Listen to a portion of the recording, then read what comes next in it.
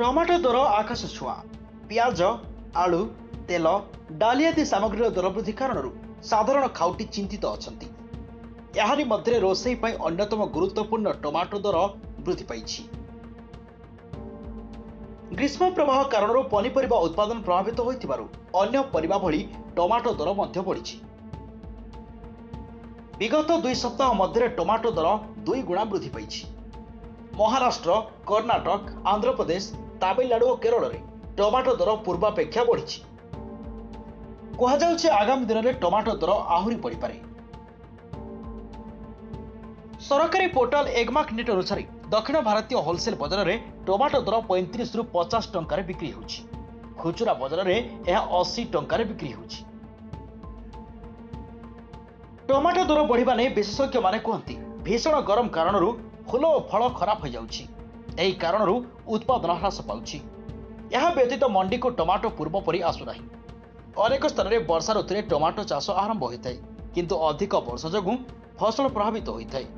Tomato दर पाखापाखि 37% वृद्धि होइछि। भीषण गरम और कम वर्षा जोगु अन्य परिबा दर मध्य बढ़िछि। पियाज सहित एबे टमाटो भी महंगा। गत किछि दिन हब टमाटोर खुचरा दर आकाश छुआ होइतबा देखिबाक मिलिछि।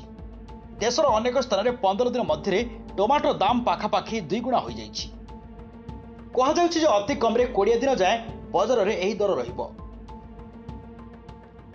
ग्रीष्म प्रवाह कारण पनीपरिबा उत्पादन प्रभावित होइतिबारु अन्य परिबा भली टमाटो दर मध्य बढ़िछि।